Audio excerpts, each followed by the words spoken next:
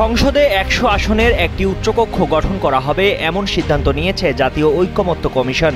সংসদ নির্বাচনে প্রাপ্ত ভোটের অনুপাতে বা পিআর পদ্ধতিতে রাজনৈতিক দলগুলোর মধ্যে উচ্চকক্ষের আসন বণ্টন হবে। ৩১ জুলাই সংলাপের ২৩তম দিনে ফরেন সার্ভিস একাডেমিতে রাজনৈতিক দলগুলোর সঙ্গে আলোচনায় এ সিদ্ধান্ত জানান কমিশনের সহসভাপতি অধ্যাপক আলী রিয়াজ। তবে কমিশনের এই সিদ্ধান্তে রাজি নয় বিএনপি। দলটি এ নিয়ে নোট অব ডিসেন্ট দেবে। জাতীয় ঐকমত্য কমিশনের সঙ্গে দীর্ঘ আলোচনা সত্ত্বেও দলগুলোর মধ্যে ঐকমত্য না হওয়ায় এবং ভিন্ন মত থাকায় বিষয়টি কমিশনের উপর ন্যস্ত করা হয়েছিল।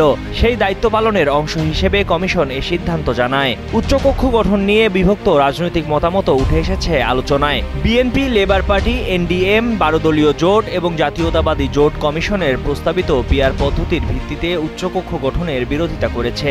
এসব দল জানায় তারা পিআর পদ্ধতির মাধ্যমে উচ্চকক্ষ চায় না। এদিকে বাংলাদেশের আর্থসামাজিক বাস্তবতায় উচ্চকক্ষের প্রয়োজনীয়তা নিয়েও প্রশ্ন তুলেছে কয়েকটি রাজনৈতিক দল। পিসিবি, বাসদ, জমিয়তে উলামায়ে ইসলাম এবং আমজনতার দল উচ্চকক্ষ গঠনের বিরোধিতা করেছে। নাগরিক ঐক্যের পক্ষ থেকে জানানো হয়েছে, যেহেতু উচ্চকক্ষে আইন প্রণয়নের ক্ষমতা থাকছে না, তাই তারা এর প্রয়োজনীয়তা দেখছে না। তবে জাতীয় নাগরিক পার্টি এনসিপি ও জামায়াতে ইসলামী সহ সমমনা দলগুলো পিআর পদ্ধতিতে উচ্চকক্ষের এ প্রস্তাব সমর্থন করেছে।